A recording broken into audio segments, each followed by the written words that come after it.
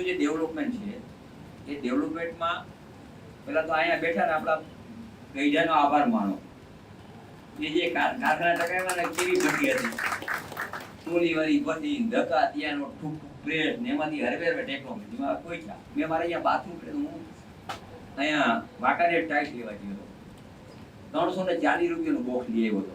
White કોટી 2 colour હતા, 340નું. ઈ જ બોક્સ અમે 1 ફ્રીમાં વેચી. ખરેખર ભાવ વધવો જોઈએ ને કે ઘટવો જોઈએ? કોઈ પણ દુનિયામાં ક્યાંય પણ એવું નહીં હોય કે કાચા માલનો ભાવ વધે ને પાકા માલનો ઘટે. એમાં એક જ સિરામિક એવું હોય કે પાકા માલના ભાવ વધે ને સિરામિક કાચા માલના ઘટે. મોરબીમાં 35 વર્ષ પહેલા અણુદય મિલ હતી, પરશુરામ મિલ હતી, કેટી મિલ હતી, સાયન્ટિફિક હતી. આ બધુંય શું કામ બંધ થયું એનું તમે સંશોધન કરો. બરોડાની એક સંસ્થાએ અરજી કર્યા કરે ખોટે ખોટી હજી તોડ કરવા. 1-2 જણા લઈ ગયા, 1-2 જણા મને જાણવા મળ્યું. પણ આવું શું કામ પીવું જોઈએ? તમે અહીંયા બેઠા છીએ અમે છત્રી છાતી વાળા સંસ્થા અત્યારે લે બાબુ એવા ટ્રસ્ટ હોય ને કે કાગળિયા કર્યા કરે એને તોડ કરવાનું પડતું. પણ એને ખબર નથી કે દીવ દમણ ને ગોવા ને મોરબી સ્વતંત્ર રાજ્ય છે. મોરબીના ઉદ્યોગને લઈને ફરી એકવાર કાંતિ અમૃતિયા કે જેમણે મોટું નિવેદન આપ્યું છે, જ્યાં મોરબીના સિરામિક ઉદ્યોગ સહિતના જે ઉદ્યોગો ચાલી રહ્યા છે તેને લઈને મંત્રી કાંતિ અમૃતિયાએ નિવેદન આપ્યું છે અને કહ્યું છે કે મોરબીના વિકાસનો શ્રેય સિનિયર સિટીઝનને જઈ રહ્યો છે.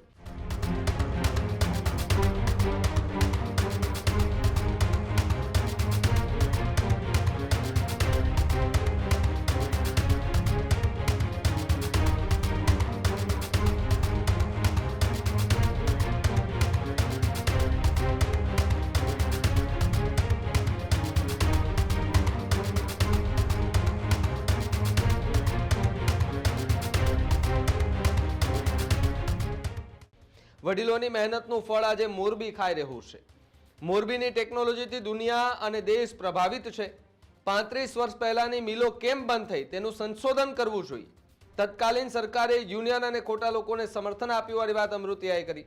મોરબીને બદનામ કરતા લેભાગુ તત્વો પણ સક્રિય થયા હોવાનો દાવો અમૃતિયાએ કર્યો. ટોળકી દ્વારા લેવાયેલા રૂપિયા પરત આપ્યાનો દાવો પણ કરવામાં આવ્યો. જ્યાં મોરબીમાં કોઈ આવી રીતે તોડ કરી જાય એવું હવે નહીં ચાલે. ખોટી અરજીઓ કરી ઉદ્યોગપતિઓ પાસેથી તોડનો આક્ષેપ પણ કરવામાં આવ્યો છે. ઉદ્યોગપતિઓને આવા તત્વોને રૂપિયા ન આપવાની કાંતિ અમૃતિયાએ અપીલ કરી છે. ખોટા કાગળિયા કરીને તોડ કરતા હોવાનો ગંભીર આરોપ લગાડવામાં આવ્યો. જ્યાં મોરબીના ઉદ્યોગ જગતને કાંતિ અમૃતિયાની સ્પષ્ટ અપીલ પણ જોવા મળી. કેટલાક લોકોએ તોડ કરી રૂપિયા લીધા હોવાનો દાવો પણ અમૃતિયાએ કર્યો છે. જ્યારે દીવ, દમણ, ગોવા અને મોરબીની સરખામણી કરતા નિવેદન હાલ તો ચર્ચામાં આવ્યું છે. ત્યારે મોરબીના ઉદ્યોગોને લઈને મંત્રી કાંતિ અમૃતિયાનું આ સૌથી મોટું નિવેદન હાલ સામે આવી રહ્યું છે.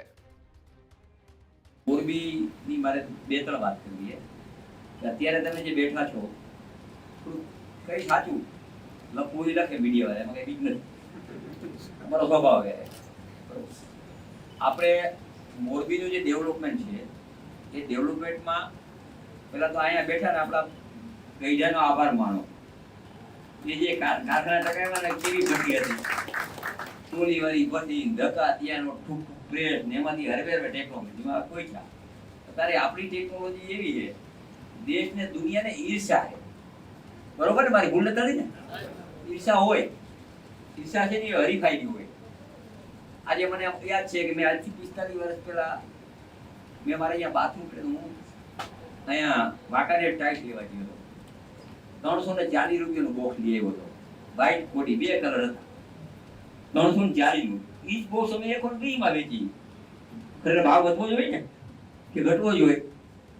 કોઈ પણ દુનિયામાં ક્યાંય પણ એવું નહીં હોય કે કાચા માલનો ભાવ વધે ને પાકા માલનો ઘટે. એમાં એક જ સિરામિક એવું હોય કે પાકા માલના ભાવ વધે ને સિરામિક કાચા માલના ઘટે.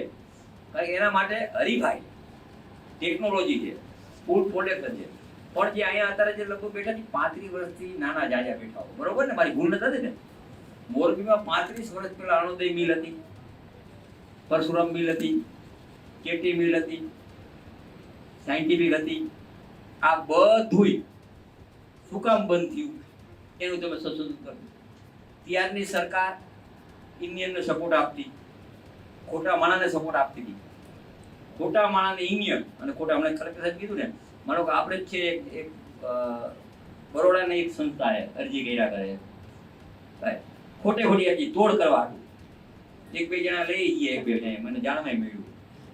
પણ આવું શું કામ પીવું જોઈએ? તમે અહીંયા બેઠા છીએ અમે છત્રી છાતી વાળા, એમાં કાંઈ પડોમાં આપણે નિષ્ઠાથી આપણે કામ કરવાનું, ઇન્ડિયન થવું ન જોઈએ. અને એ છતાં મને મારા મોરબીના ઉદ્યોગપતિ મને ગૌરવ હોય, જ્યારે કોરોના આવ્યું ત્યારે એને બધાને 15 દિનના પગાર આપ્યા હતા, મહિનો એને ખવડાવ્યા હતા, ને પછી ટ્રેનના ભાડા સાથે અહીંથી રવાના કર્યા હતા. 6.5 રૂપિયા ઘટાડે 1 મહિના પૂરતા. મને રજૂઆત કરી હતી. એટલે સરકારમાં જે પણ તમારો હક માટે તમારે લડવાનું જોઈએ, અમને કહેવાનું જોઈએ, અમે તમારા પ્રતિનિધિ, ત્યાં પણ જરૂરી એમ અમે પણ તમને હકથી કહી આપીએ. એટલે આજે ઘણીવાર આ મોરબીને બદનામ કરતા મારી ઈચ્છા હતી કે ચર્ચા કરી લઈ, અધિકારી અમારા અધિકારી જોઈ લે, કાંઈ એવું છે નહીં. પણ સંસ્થા અત્યારે લે બાબુ એવા ટ્રસ્ટ હોય ને કે કાગળિયા કર્યા કરે, એને તોડ કરવાનું પડતો હોય. પણ એને ખબર નથી કે દીવ, દમણ અને ગોવા, મોરબી સ્વતંત્ર રાજ્ય, કોઈ તોડ કરવા ન આવે, કોઈનું ન આવે. પેલા એ ખાનું નથી તોડ કરી જાય. હમણાં જ 3 જણાને પૈસા પાછા દીધા પોલીસ વાળા, 7 લાખ, 15 લાખ, 17 લાખ હમણાં જ અપાય.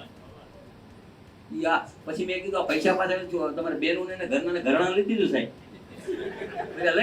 લઈને આવ્યા ઘરના, ખબર પૂછું ભેડા હતા. કોઈ મફતનો તોડ કરી જાય ને પોહાતું જ નથી. આપણે મહેનત કરી અને સારી રીતે કામ કરી, આપણા માણસોને કામ મળે, સરકારને આપણે ટેક્સ ભરી અને મોરબીનું ડેવલપમેન્ટ થાય. હવે જરૂરિયાત શું શું મોરબીને ડેવલપમેન્ટ માટે અમે ખૂબ મથી કરશી, તમારી મહેરબાની છે. 52 સીટ આપી છે બધી બાબતમાં.